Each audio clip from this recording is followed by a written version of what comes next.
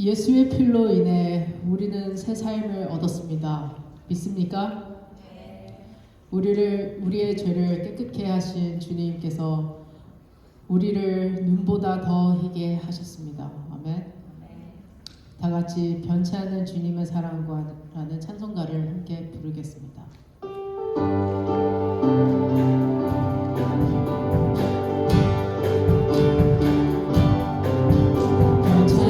주님의 사랑과 거룩한 보혈의 공로를 우리가 찬양하는 것이다.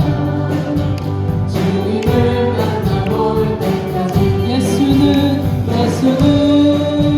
우리를 깨끗해 하시는 주시니 그의 피 우리를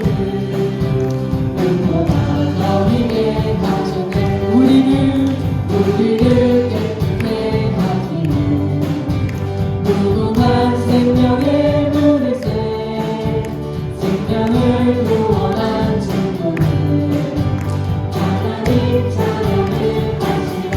3절 함께 찬양하겠습니다. 깨끗한 보혈을 날마다 입으로 간직해 담대히 사우며 살아세 천국에 들어갈 때까지 예수는 우리를 깨끗해 하시는 주시니 아멘. 그의 피 우리를 눈보다 더 희게 하셨네. 예수는 우리를 깨끗해 하시는 주시니 그의 피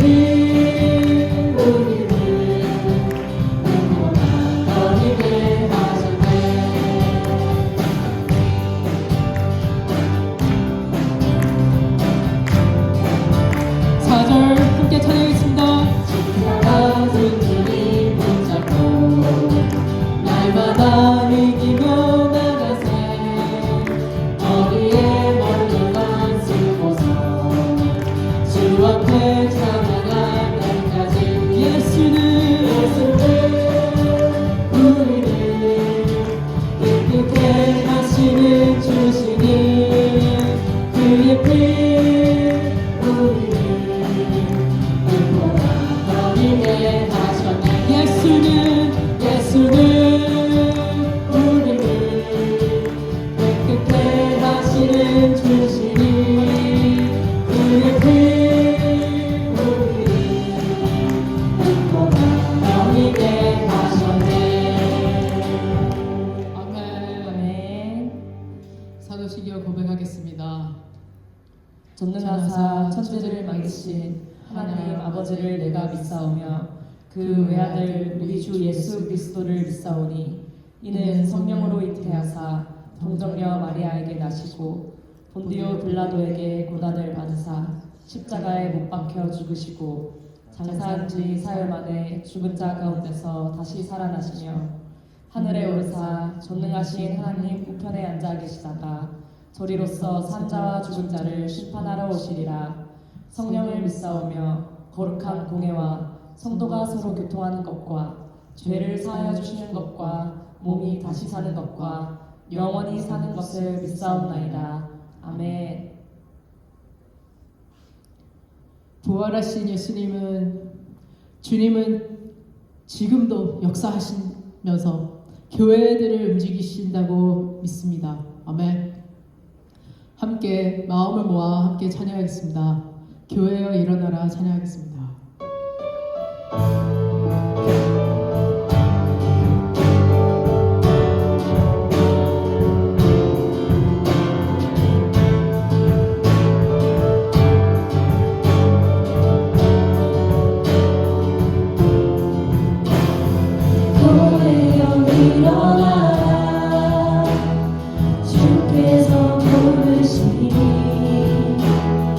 두려움과 심에 내려놓고 교회여 일어나라. 교회여 일어나라.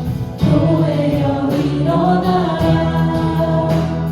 주께서 보내시니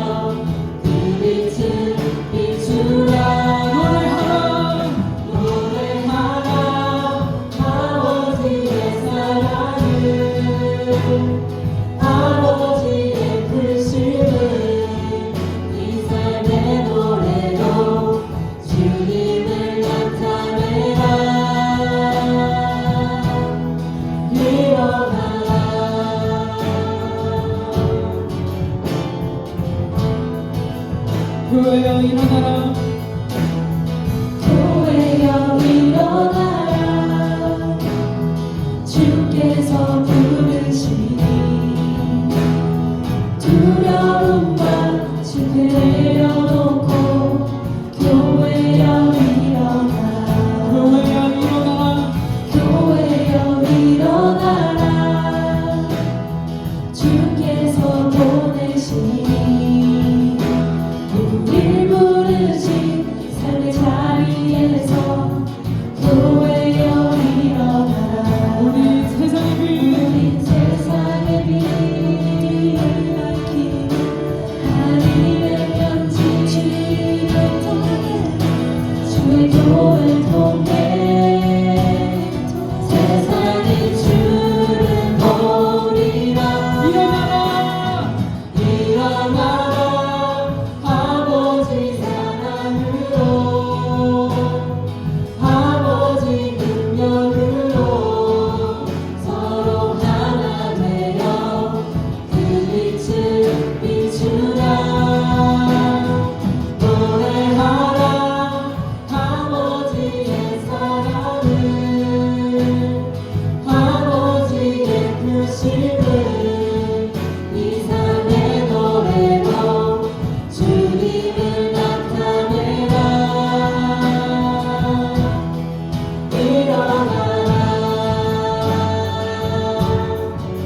우리 세상의 빛, 우린 세상의 빛을 밝히는 하나님의 편지 나타내는 주의 교회를 통해 세상이 주를 보리라. 나 주보여 안에 있네. 주보혈 안에 있네. 그 피로 내 죄 사했네. 하나님의 긍휼 날 거룩해 하시었네. 난 주보혈 안에 있네. 난 원수의 어떠한 공격에도 더 이상 넘어지지 않네. 난 주보혈 안에 있네.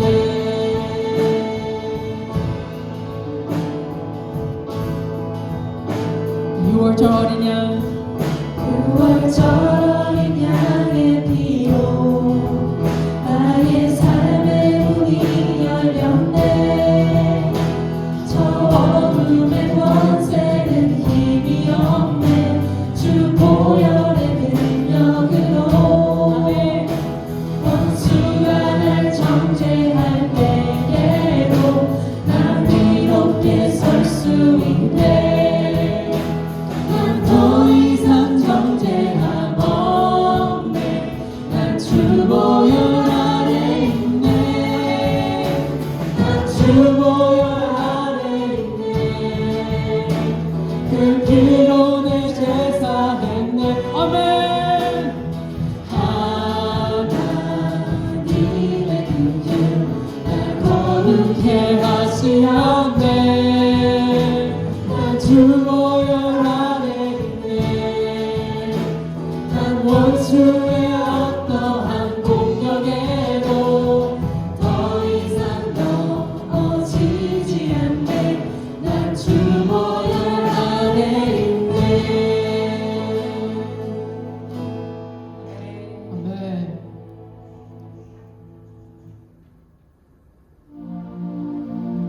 오직 성령이 너에게 임하시며 너희가 권능을 받고 예루살렘과 온 유다와 사마리아와 땅 끝까지 이르러 내 증인이 되리라 하시니라. 아멘.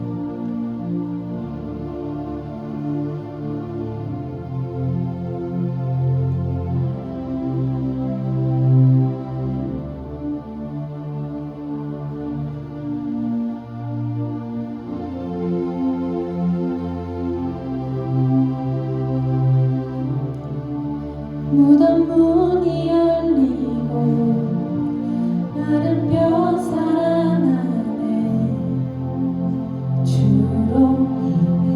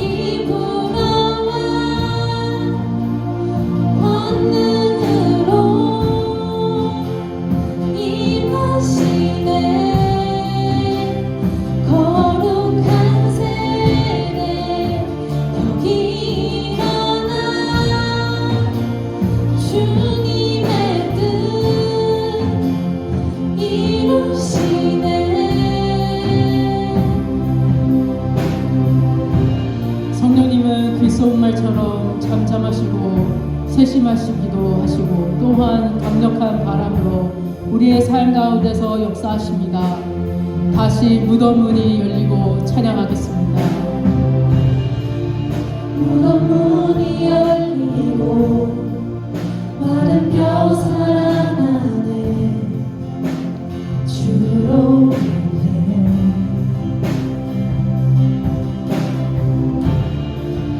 거짓은 무너지고 진리가 선포되네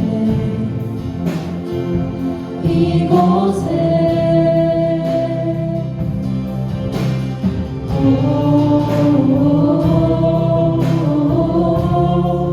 생기가 불어오네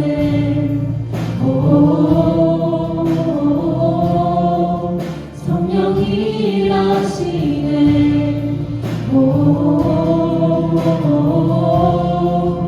회복이 일어나네 부흥이 시작되네 성령의 바람 여기 불어와 권능으로 임하시네 거룩한 세대 여기 일어나 주님의 뜻 이루시네 성령의 바람 성령의 바람 여기 불어와 권능으로 임하시네 거룩한 세대 저기 일어나 주님의 뜻 이루시네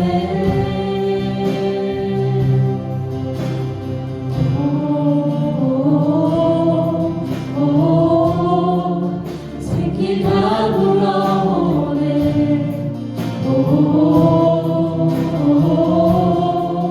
성령이 일하시네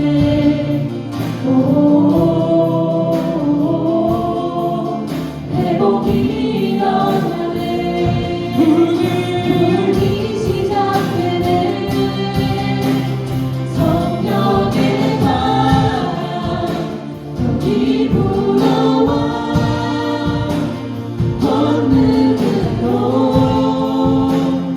임하시네 거룩한 세대 여기 일어나 주님의 뜻 이루시네 성령의 바람 여기 불어와 권능으로 임하시네 거룩한 세대 여기 일어나 주님의 뜻 이루시네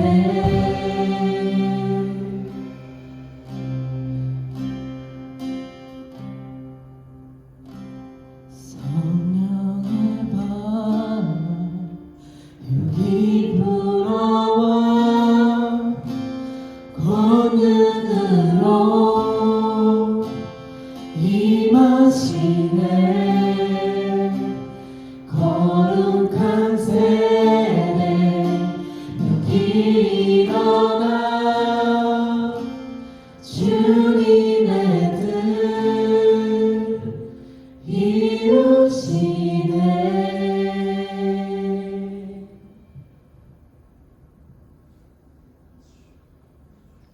예수님을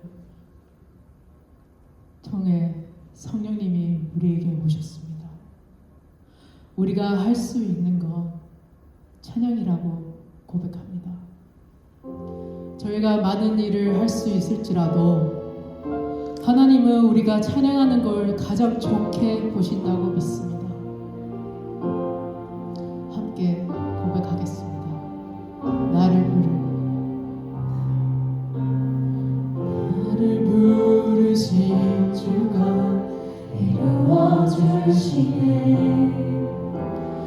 잠시 넘어지더라도 붙잡아 주시네. 나의 걸어가는 길 늘 동행하시네. 혼자라 생각했던 삶 늘 함께 하셨네. 한 번 더 찬양하겠습니다. 나를 부르신 주가 이루어 주시네. 잠시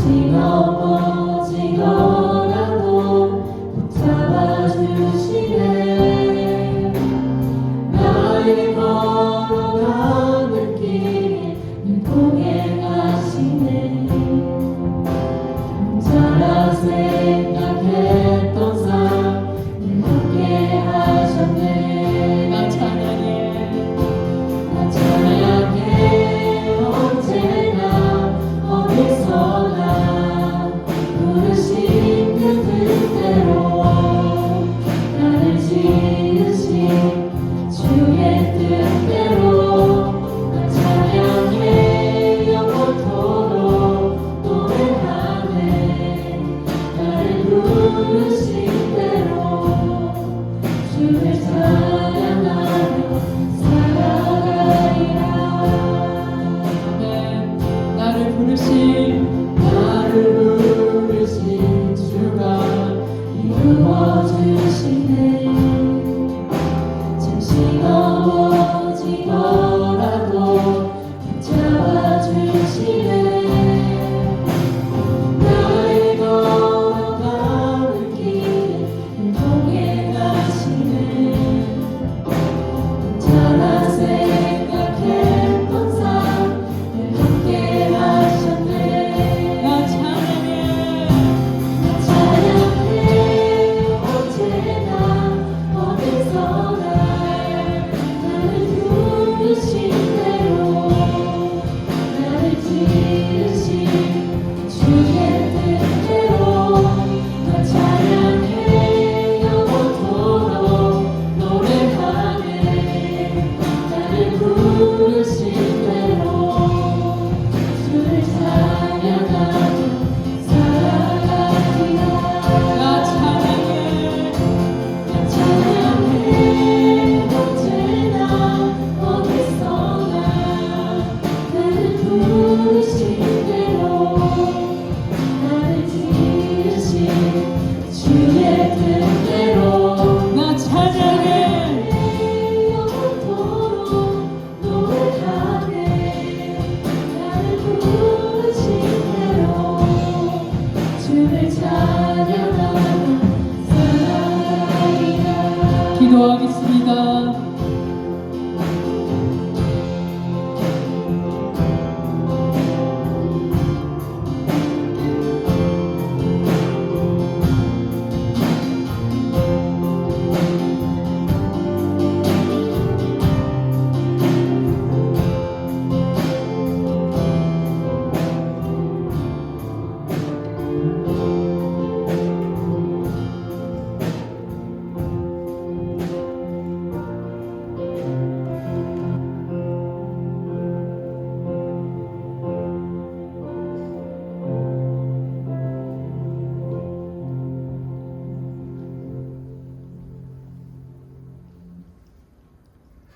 전지전능하신 하나님 아버지 감사합니다. 경의와 존경을 마음에 담고 찬양과 경배와 감사를 드리며 오늘 주님께 나와왔습니다. 마음으로 지은 죄, 행동으로 드러난 죄를 부끄러운 마음으로 주께 고하니 주여 용서하시고 매일의 삶 속에서 하나님의 뜻에 따라 살아갈 수 있는 저희들이 될 수 있도록 은혜 주시옵소서. 주가 우리와 영원히 함께 하시고 우리의 삶이 하나님의 영광을 드러내며 한 걸음 한 걸음 주께 다가가기를 소망합니다. 마음을 담아 주께 저희를 드러낼 수 있는 용기를 주시고 하나님의 은혜를 풍성히 누릴 수 있는 믿음과 우리의 삶에 하나님의 사랑과 자비하심을 채울 수 있도록 은혜 주시고 작고 작은 우리에게 주시는 하나님의 은혜를 저버리지 않도록 항상 깨어 기도하며 지낼 수 있기를 소망합니다. 주님께서는 갈급한 심령에게 생명수를 준비해 두심을 저희가 아는데도 어찌하여 어리석은 저희들은 온전히 믿지 못하여 기도하지 못하고 항상 삶에 대하여 두려워하며 지내고 있는지 저희의 연약함을 불쌍히 여기시고 강건케 하여 주옵소서. 믿음이 작은 자여 왜 두려워하느냐 하신 주님의 말씀을 온전히 붙잡고 주를 신뢰하며 살아갈 수 있도록 은혜 주시옵소서.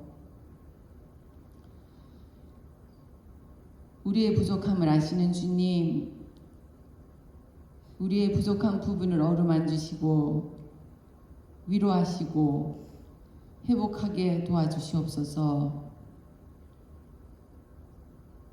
너무 많이 힘들어하지 말고 너무 많이 두려워하지 말고 너무 많이 아파하지 말고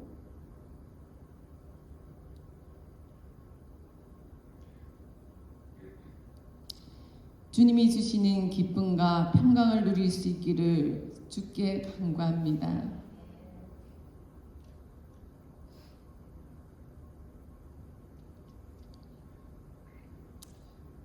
우리 모두 예배하는 자 되어 영과 진리로 예배하는 저희들이 될 수 있게 은혜 주시옵소서.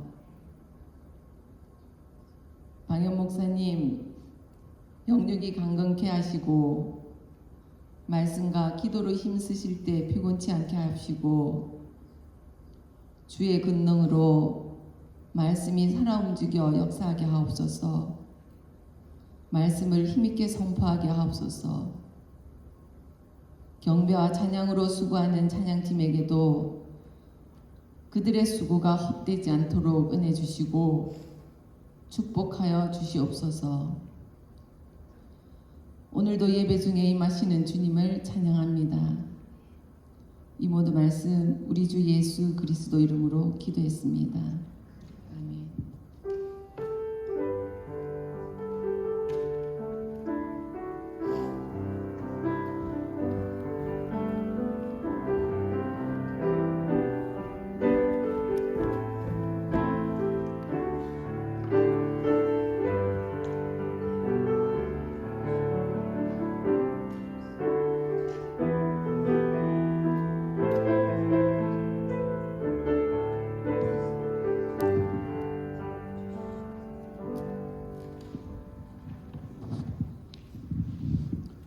할렐루야. 주님의 이름으로 예배 오신 여러분을 환영합니다. 우리 인사합시다. 안녕하세요. 반갑습니다. 지난주에 부활절 연합예배 잘 드렸고 그 연합예배에서 모인 저희 교회 헌금은 270불 따로 저희들이 구세군 쪽에 저희 한인교회 연합회에서 같이 전달하도록 하겠습니다. 그리고 행사 계획 보시면은 4월 마지막 주에 바자회 있습니다. 나눌 수 있는 물품 준비해 주시고 함께 또 참여해 주시면 좋겠습니다. 드린 헌금 위해서 기도하도록 하겠습니다. 살아계신 하나님 아버지 감사합니다. 오늘도 주님의 백성들 한자리에 모여 주님의 임재를 사모하고 하나님의 말씀을 사모하고 주님 앞에 찬양을 드리기 위하여 주님 앞에 모였습니다. 하나님, 우리의 마음이 주님의 마음과 만날 수 있도록, 하나님의 마음이 우리를 만나주시는 귀한 시간이 될 수 있도록 하나님 도와주옵소서. 우리의 상한 마음, 우리의 지친 마음, 우리의 연약한 마음이 주님께서 주시는 힘과 능력으로 새로워지게 하여 주시고, 우리 가운데 고침이 필요하다면 하나님이 주시는 고침 가운데 우리의 육과 우리의 영이, 우리의 생각이 고침을 받을 수 있도록 하나님 인도하여 주옵소서. 그래서 하나님이 기뻐하시는 백성, 하나님이 기뻐하시는 자녀로 살아갈 수 있도록 하나님 힘이 되는 귀한 시간이 되게 하옵소서. 하나님 빈손으로 오지 아니하고 삶의 정성으로 주님 앞에 예물로 드립니다. 지회조로 감사의 예물로 주일헌금으로 주님 앞에 드립니다. 드린 손길 하나님 축복하여 주시고 믿음으로 드렸사오니 하나님, 주님께서 명령하신 그 사랑의 명령을 따라 사랑으로 나눔으로 드렸사오니 하나님 손길 하나하나 축복하시고 더욱더 그 손길이 믿음의 손길, 능력의 손길, 나누는 손길, 베푸는 손길이 되게 하셔서 그 손길을 통하여 하나님의 능력이, 하나님의 사랑이, 하나님의 역사가 나타날 수 있도록 도와주옵소서. 하나님, 이 헌금이 사용되어질 때 하나님의 나라가 확장되게 하시고 우리 예수 그리스도 이름이 땅까지 전파되어지며 하나님의 나라 공동체는 든든히 서갈 수 있는 귀한 역사가 있게 하여 주옵소서. 감사를 드리며 우리 주 예수 그리스도의 이름으로 기도드립니다. 아멘. 함께 일어나서 하나님 말씀 읽도록 하겠습니다. 오늘 말씀은 요한복음 말씀입니다. 요한복음 4장 20절부터 26절까지 제가 한 절 읽고 여러분들 한 절 읽고 마지막 26절은 같이 읽도록 하겠습니다. 우리 조상들은 이 산에서 예배하였는데 당신들의 말은 예배할 곳이 예루살렘에 있다 하더이다.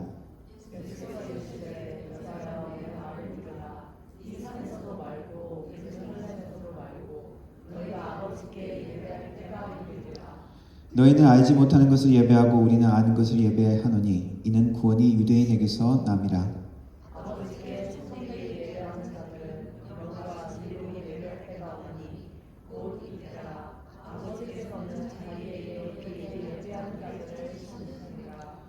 하나님은 영이시니 예배하는 자가 영과 진리로 예배할지니라.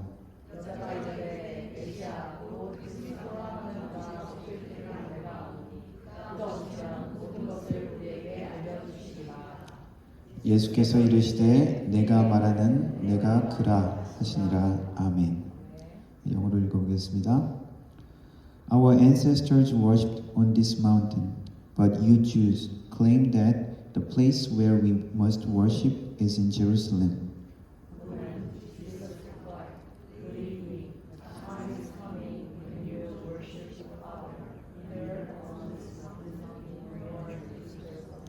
You Samaritans worship what you do not know. We worship what we do know. For salvation is from the Jews.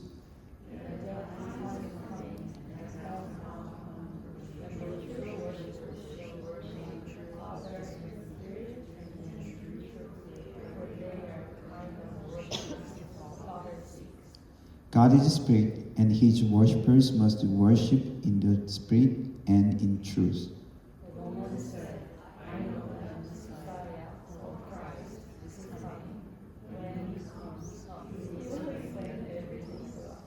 Then Jesus declared, I, the one speaking to you, I am he. 아멘. 예, 앉아주시기 바랍니다.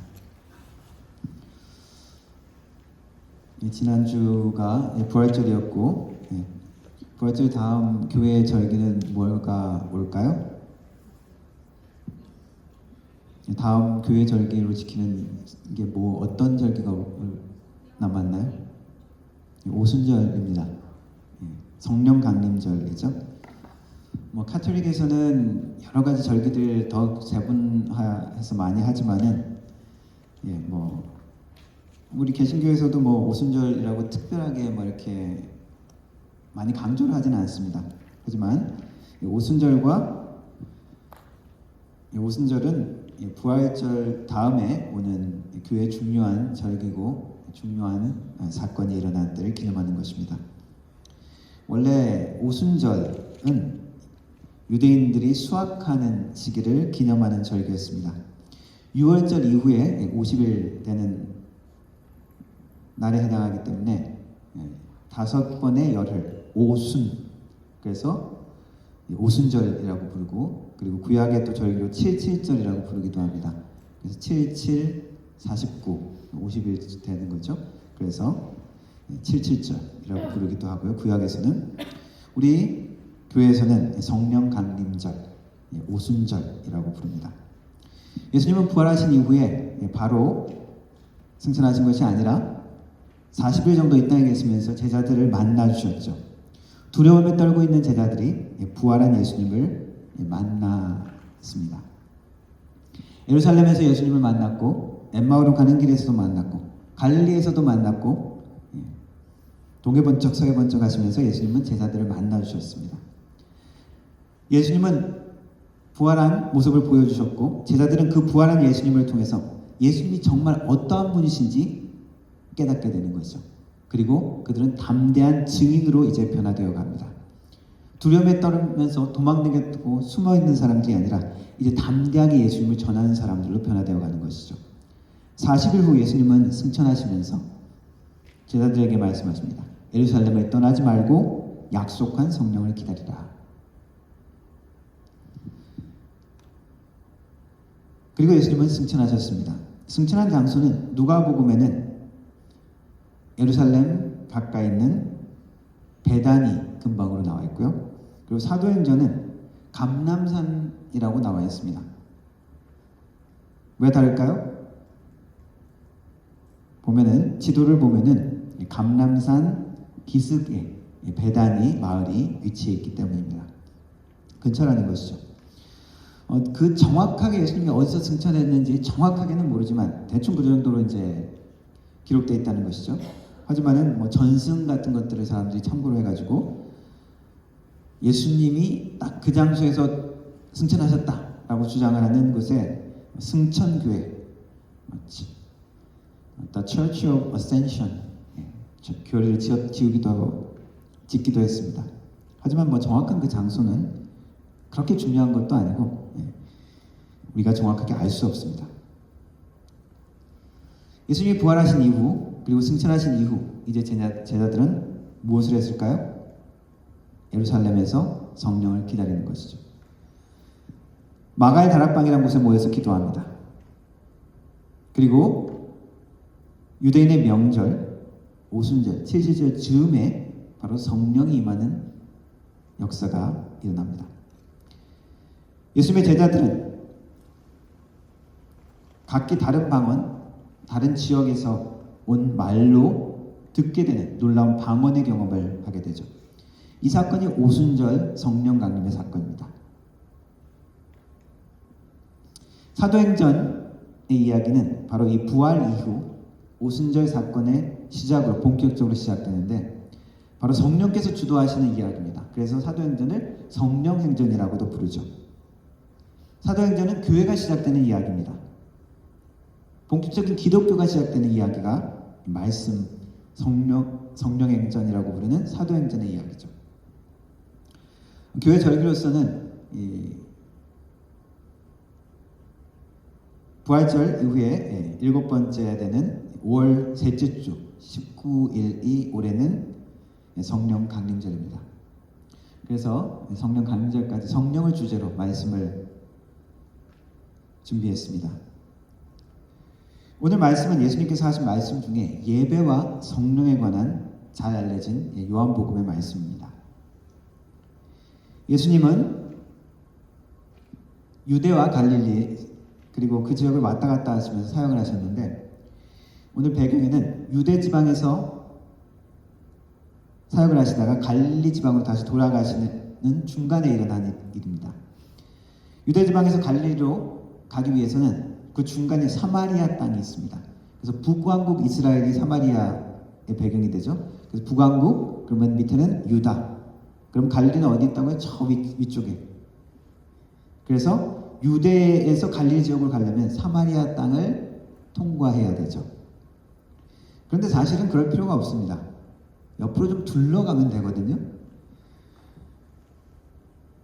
그런데 예수님은 둘러가지 아니하고 사마리아 땅을 통과하여야 하겠는지라라고 오늘 말씀이 기록되어 있습니다.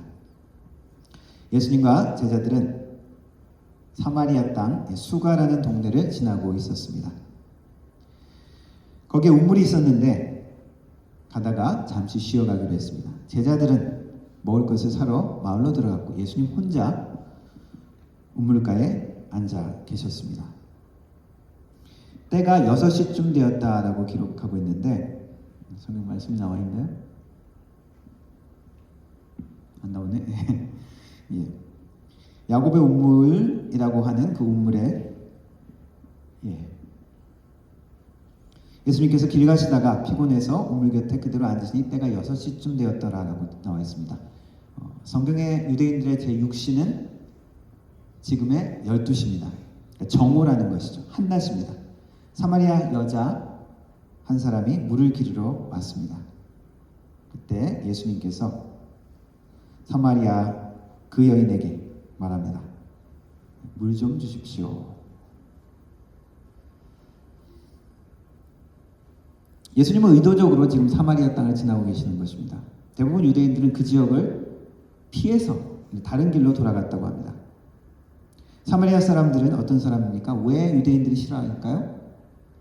유대인들이 생각하기에 사마리아 사람은 거룩하지 못한 순수한 하나님의 백성이 아니라고 생각하는 거죠. 차별하고 그래서 경멸하는 사람들입니다. 순수한 하나님의 백성, 그 혈통을 지킨 것이 아니라 타락하고 오염된 집단이라는 것입니다. 이스라엘은 원래 12지파였죠.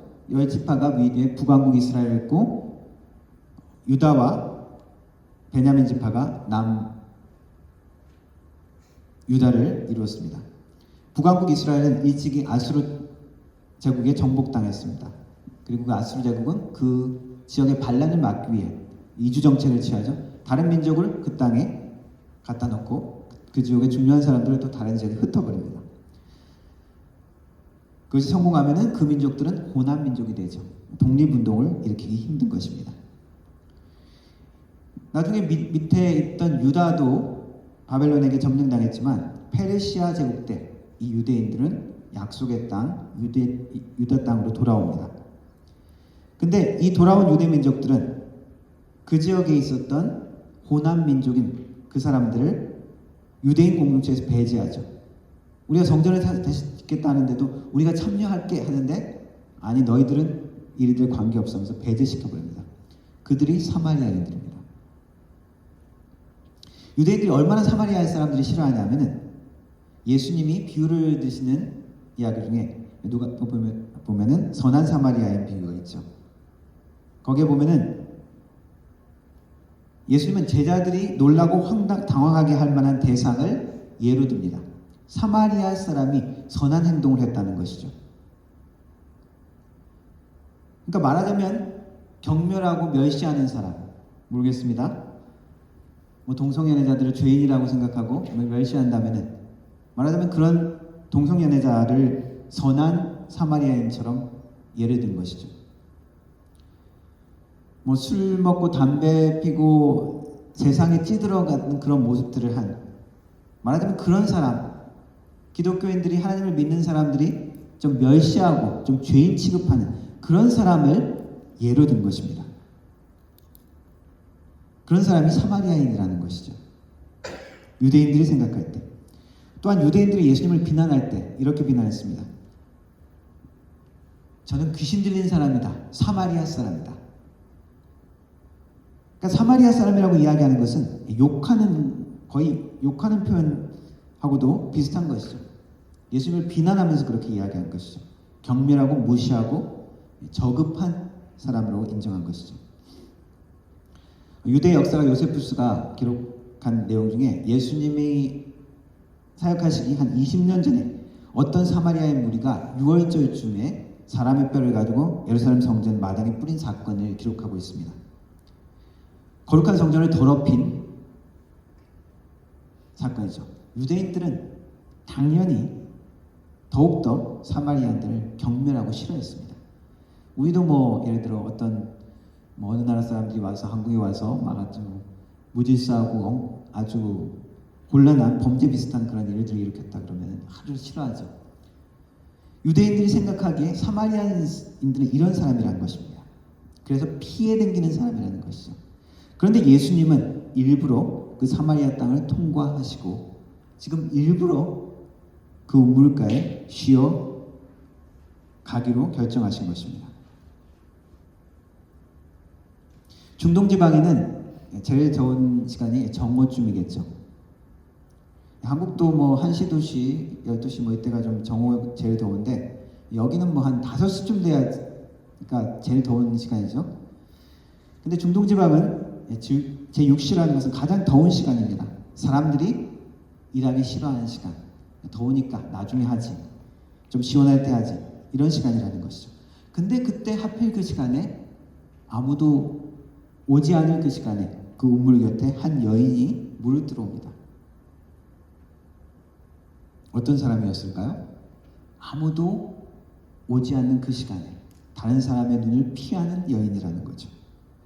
사람들이 혹은 이 여인을 싫어하는, 경멸하는, 기피하는 여인이라는 것입니다.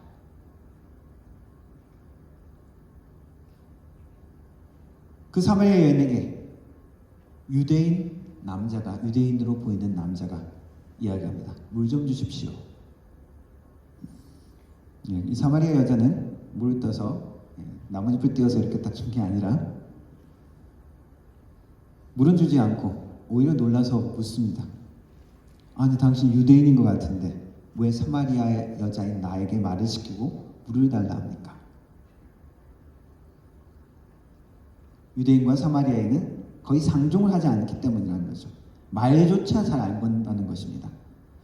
그런 유대인이 더구나 여자인 자기에게 말을 거는 것은 놀라운, 당황스러운 일이었습니다.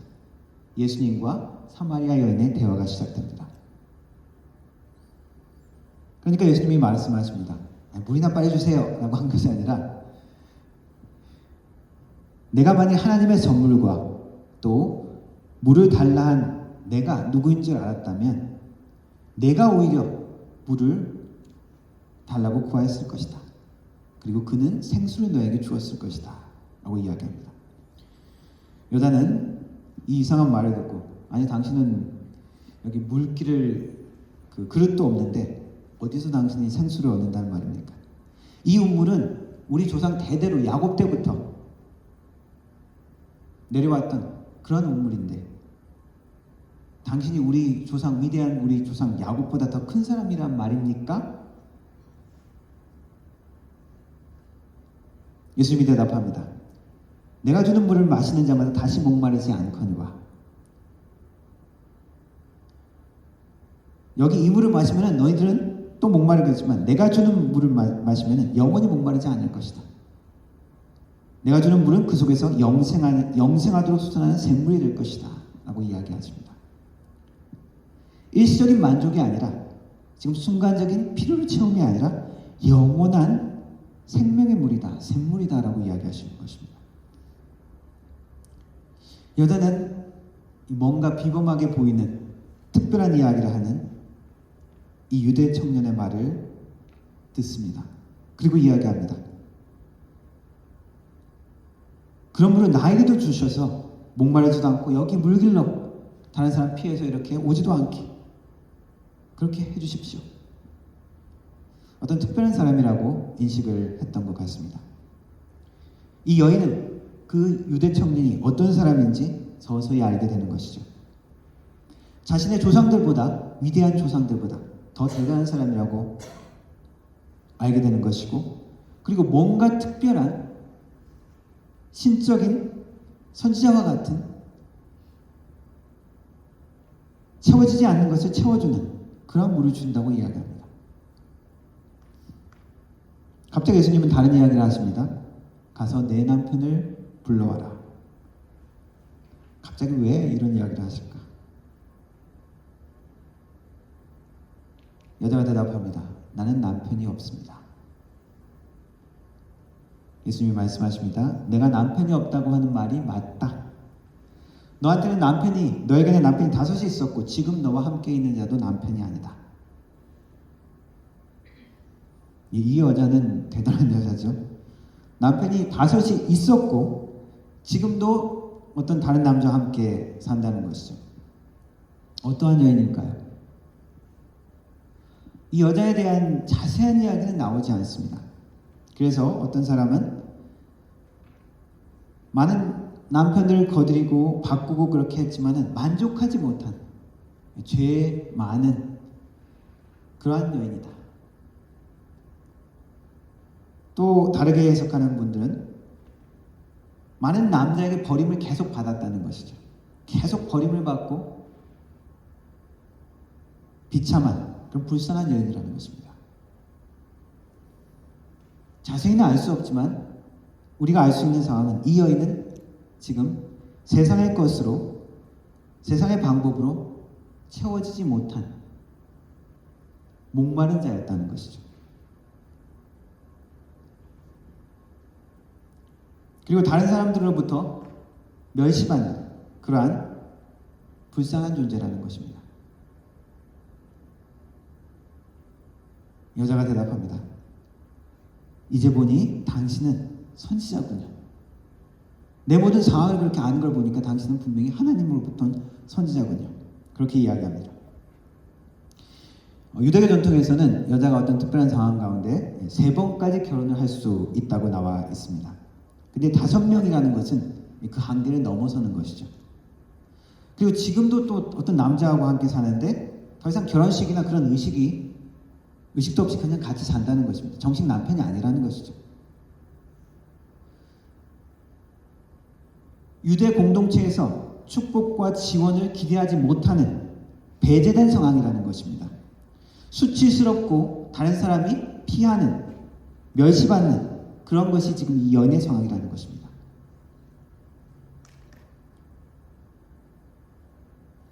그런데 유대 청년은, 이 대단한 선지자 같은 사람은 자신의 모든 것을 알고 이야기를 합니다. 그래서 이야기합니다. 당신은 하나님이 보낸 선지자가 맞군요.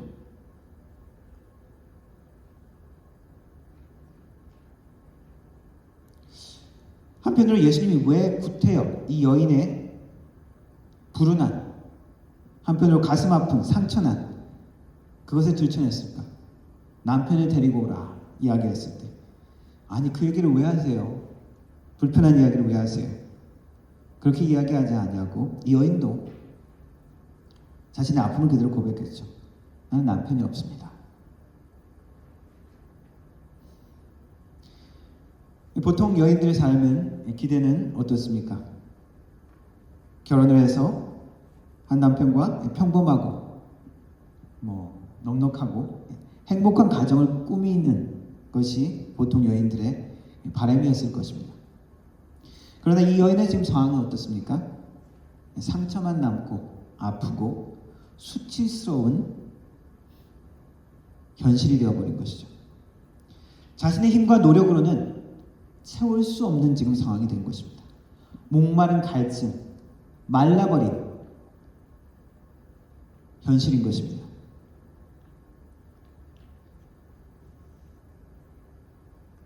예수님이 목이 말라서 물을 달라고 하셨지만 사실 진짜 여기서 목마름으로 갈증을 일으키고 있는 사람은, 목마름 가운데 죽어가는 사람은 이 여인이었던 것이죠.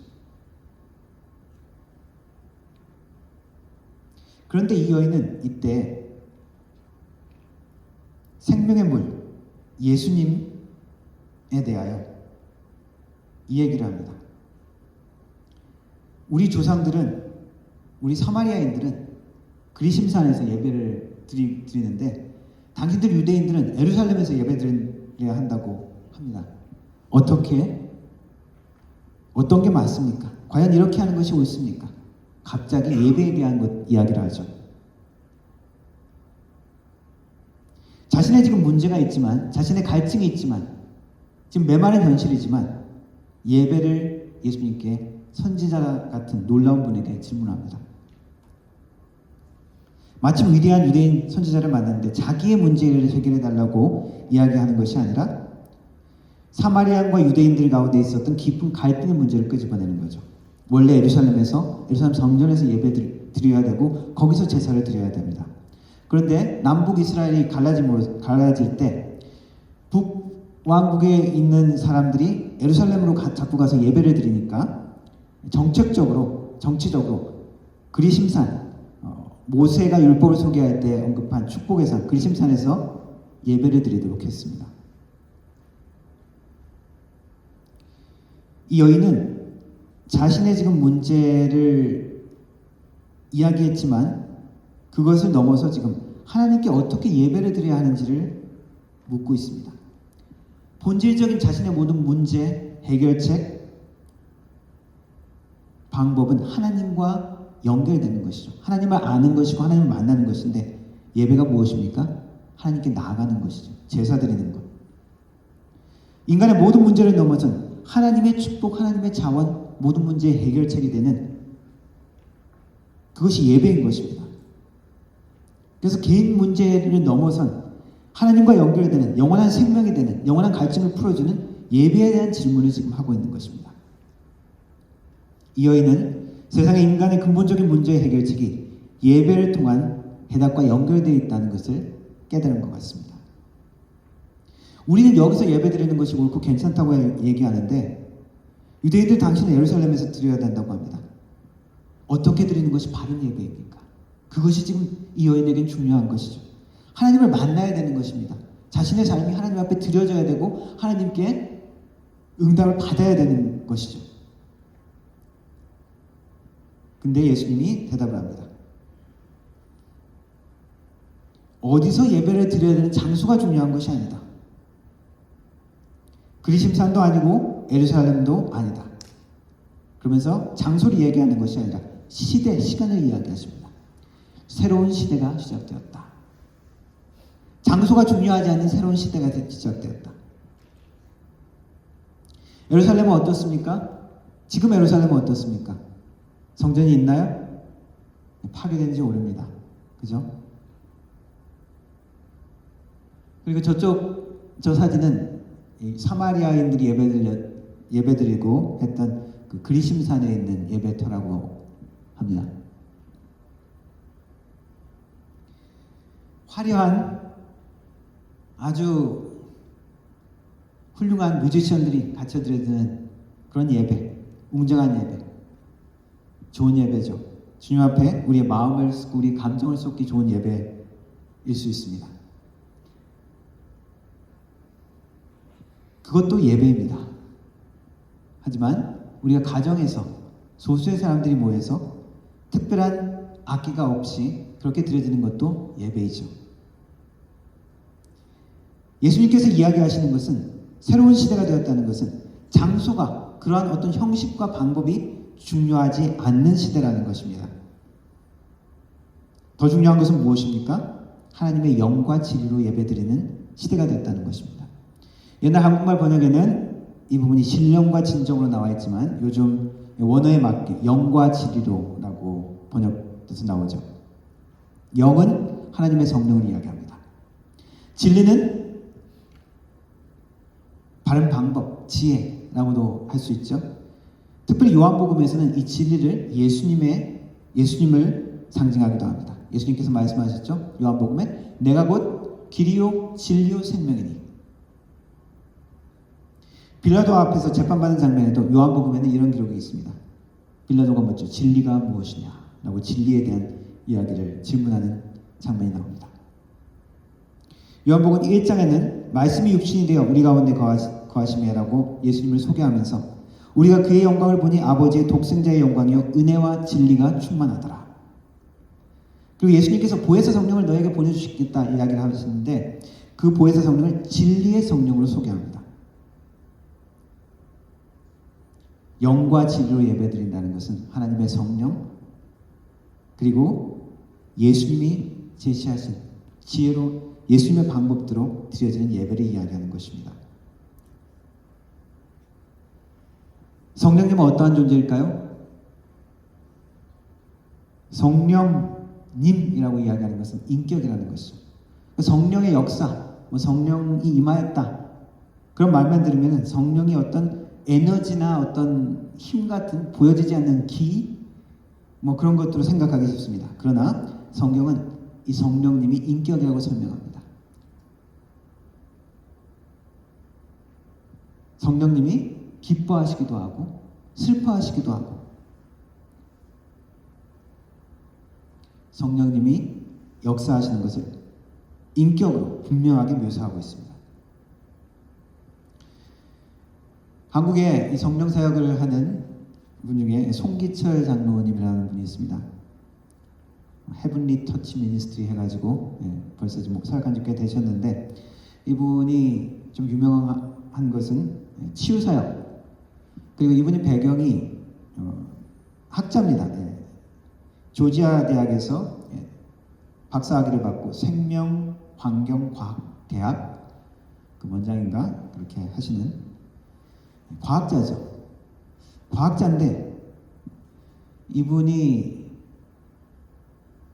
예수님을 만난 것이 자신은 처음에 자기는 예수님을 믿지 않았다고 합니다. 자기 아내가 교회에 다니기 시작했고 그럼 아내도 그렇게 신앙이 깊은 분이 아니었는데 한날 이제 신방을 목사님이 오셨대요. 오시면서 이야기를 하는데 계속 우리는 죄인이다, 죄인입니다, 회개해야 된다는 말을 이제 자꾸 이야기하더라고요. 너무 듣기 싫어서 막 대들었대요. 그러면서 당신이 틀렸다는 것을 내가 증명하기 위해서 내 교회를 한번 알아보겠다, 교회를 다니겠다. 그러면서 한 1년 동안 열심히 교회를 다니다가 금요일 날 집회 가운데 하나님의 은혜를 만나고 성령님을 체험합니다. 그리고 이제 성령 사역, 치유 사역을 하죠.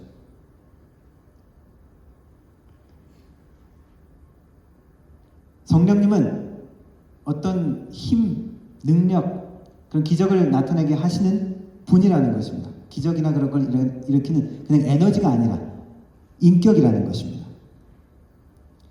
예수님도 이 성령에 대해서 많이 소개를 하시고 제자들에게 성령을 보내주시겠다 약속하셨는데 오늘 읽은 본문이 그 성령에 대한 소개의 말씀 중에 하나입니다. 성령이 역사하는 시대, 새로운 시대는 새로운 예배로 드려지는 시대라는 것입니다. 이전의 예배는 어떤 것이었습니까? 유대교의 제사였죠. 형식과 절차가 까다로운 규칙과 방법을 따라야 했습니다.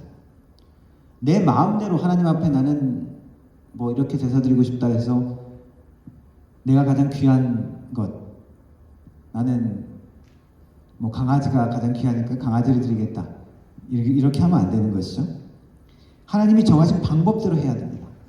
그리고 내 마음대로 그걸 양을 잡아서 드리는 것이 아니라 정해진 규율대로 정해진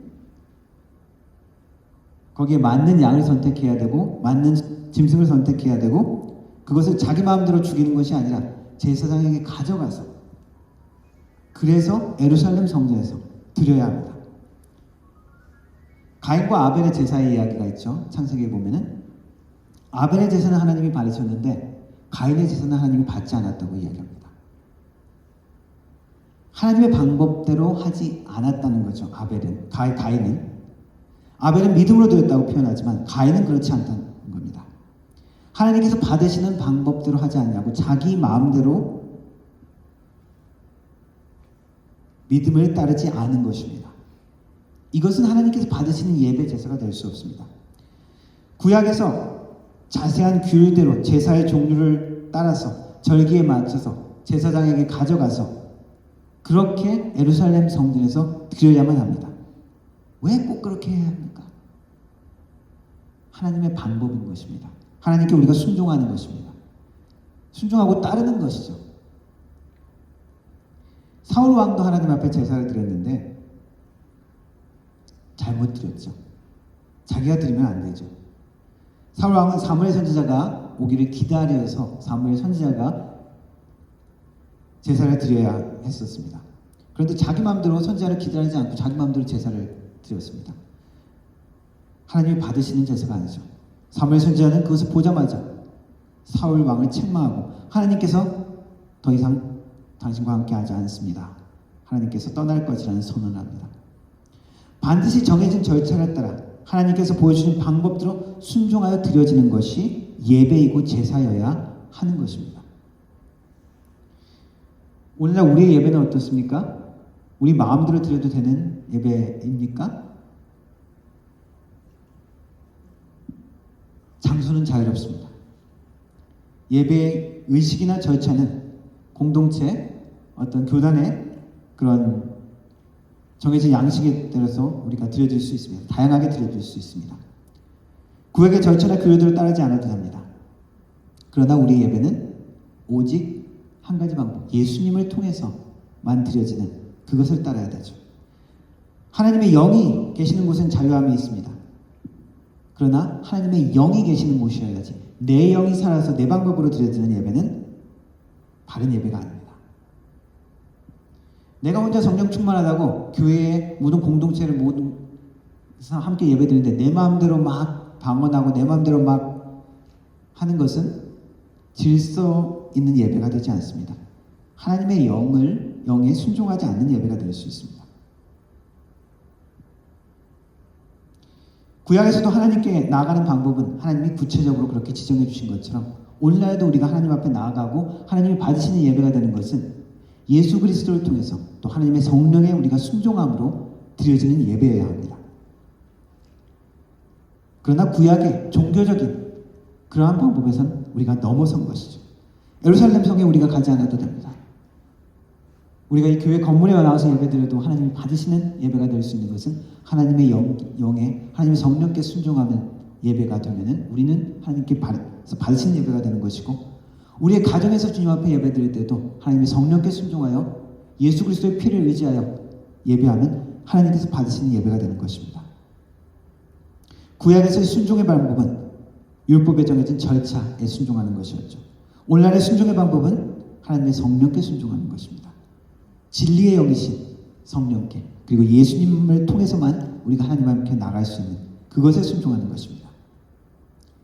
산상수훈에서도 예수님께서 예배에 대해서 이야기하시면서 예물을 제단 앞에 드리다가 형제들에게 원망 들을 만한 일이 있으면 계속 진행하지 말고 일단 두고 가서 화해하고 해결하고 하나님 앞에 예배를 드리라. 하나님의 방법에 순종하는 예배를 드리라는 것이죠. 예루살렘에 가지 않아도 되니까, 복잡한 절차를 들여지지 않아도 되니까 우리 예배는 훨씬 쉽게 생각되어집니다. 그러나 우리가 예배가 얼마나 중요한지는 잊어버리지 말아야 됩니다. 교회에서 일요일날 함께 모여서 우리가 함께 드려지는 예배, 귀한 시간이고, 또한 개인의 삶 가운데 하나님 앞에 드려지는 예배도 필요합니다. 그것도 귀한 것입니다.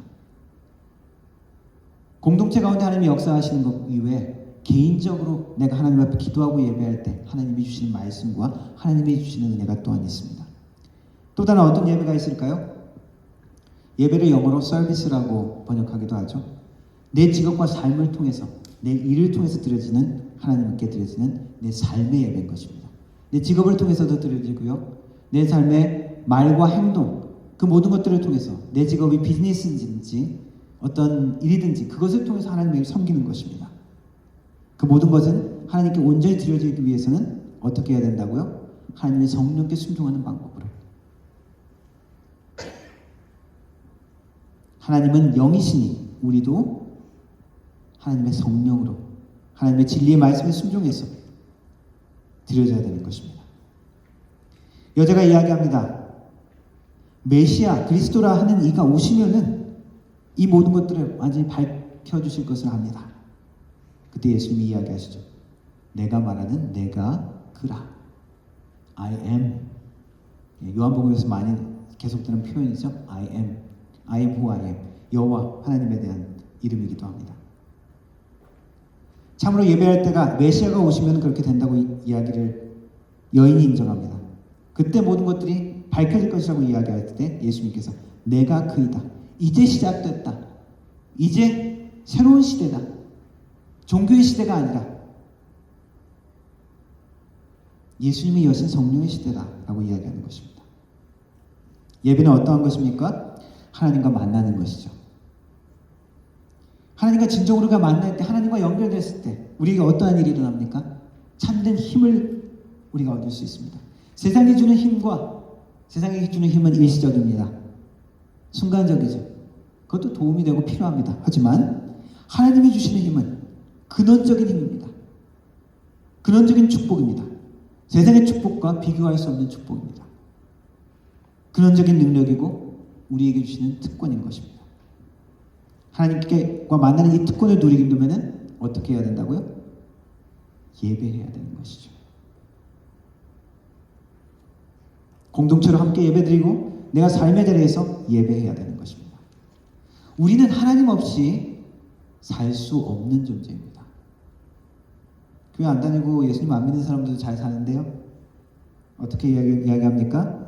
하나님의 영과 연결되지 않으면 살아있으나 죽은 것이죠.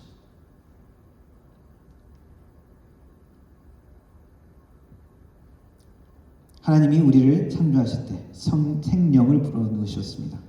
다른 동물들과 똑같이 그냥 살다가 먹고 죽는 것 같지만 하나님이 특별하게 생명을 불어넣으셨습니다. 하나님과 교제하고 만나는 존재로 만드신 것이죠. 우리가 하나님께 올바로 정확하게 하나님의 성령 가운데 예배를 드릴 때 우리는 하나님, 우리에게 생명을 주신 하나님과 연결되는 것입니다. 우리의 육적인 생각으로, 이기적인 생각으로 우리가 예배의 자리에 예배의 시간을 가질 수가 있습니다. 그러나 이것은 하나님께서 받으신 예배가 아닌 것이죠. 하나님과 연결되는 예배가 아닌 것입니다. 가인의 예배처럼 형식은 드려진 것 같지만, 뭔가 사용된 것 같지만 하나님께서 받지 않는 예배라는 것입니다. 사울의 예배처럼 피를 흘렸지만 하나님이 기뻐하시는 받으시는 예배가 아니라는 것입니다. 인간의 영이 육이 살아 움직이는 예배가 아니라 하나님의 거룩한 영이 주도하시고 나를 인도하시고 거기에 순종하는 예배가 하나님과 연결되는 예배라는 것입니다. 아나니아와 삽비라의 이야기가 있습니다. 사도행전에 나오죠. 성령의 역사가 그렇게 막 교회 가운데 역사했는데, 그래서 자신의 부동산을 팔아가지고 하나님 앞에 교회에 드리는 성도들이 있었습니다.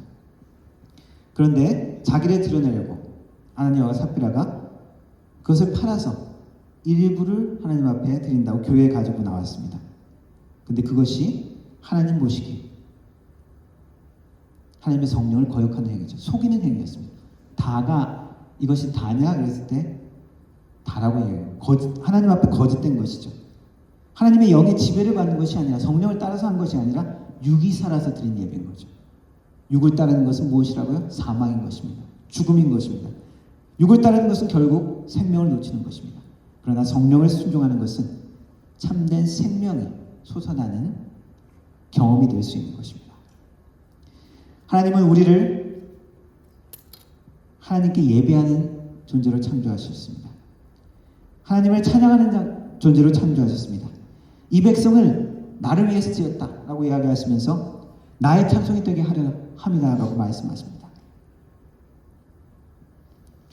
밖에 지나가는 차들이 많은데 토우트럭 같은 게 있고 경주용차가 있고 뭐 짐을 싣는 트럭이 있죠. 각 만들어진 목적이 있습니다. 그런 것처럼 우리도 하나님이 지으신 목적이 있다는 것입니다. 그 목적 중에 제일 중요한 것은 무엇이라고요? 예배, 하나님과 교제하는 것입니다. 하나님과 교제하지 않고 우리의 모든 것으로 채우려고 하는 우리의 모든 시도들은 채워질 수 없습니다. 이 목마른 여인의 현실처럼 하나님 없는 우리의 현실은 생명이 없는 바싹 마른 상태인 것이죠. 그러나 예수님이 함께 하실 때, 하나님의 성령의 역사하실 때, 성령과 연결된 순종하는 예배를 드릴 때 우리는 생명의 물을 취할 수 있습니다. 영원히 끊이지 않고 샘솟는 하나님의 능력, 하나님의 축복이 우리 가운데 경험될 수 있다는 것입니다. 예수님을 만났던 이 사마리아 여인은 수치와 두려움과 채워지지 않는 메마른 죽어가는 삶 가운데 있었습니다.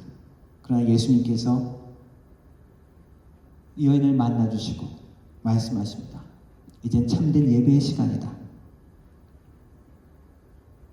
하나님의 영과 진리로 예배하고 하나님의 축복과 회복과 치유함을 만날 수 있는 시간이다 라고 선언해 주시는 것입니다. 이러한 선언과 약속은 우리에게도 주시는 약속입니다. 그 하나님의 약속과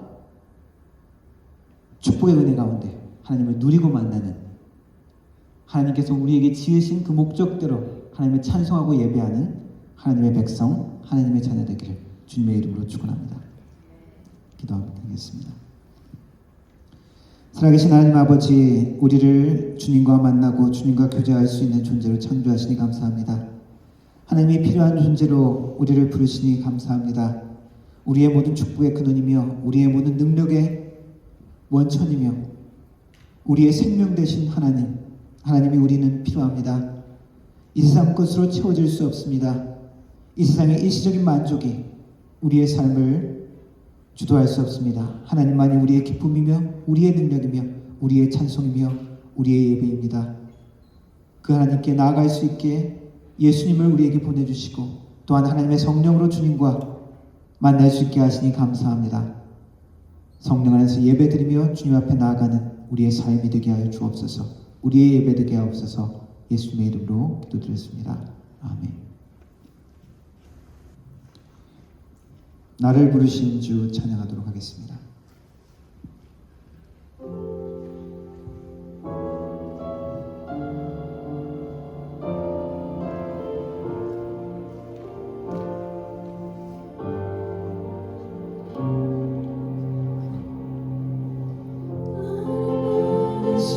주가 이루어 주시네.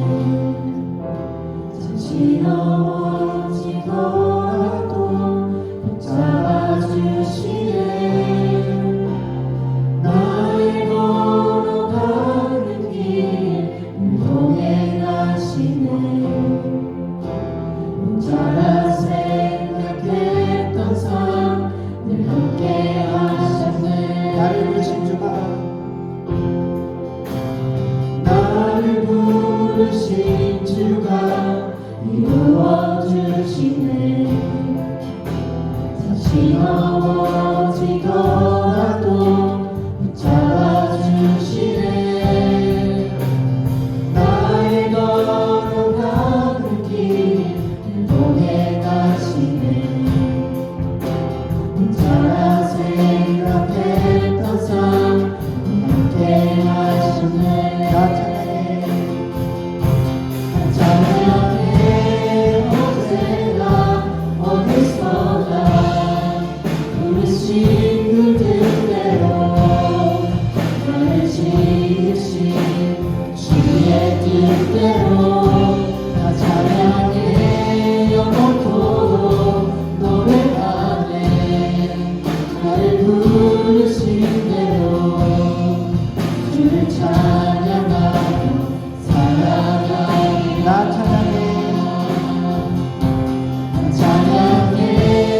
언제나 어디서나 부르신 그 뜻대로 나를 지으신 주의 뜻대로 나 찬양해. 영원토록 노래하네. 나를 부르신 대로 주를 찬양하며 살아가리라.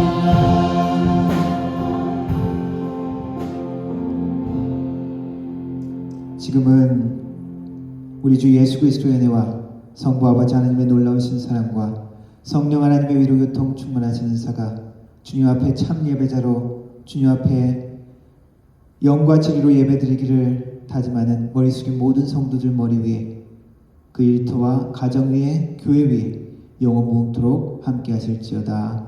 아멘.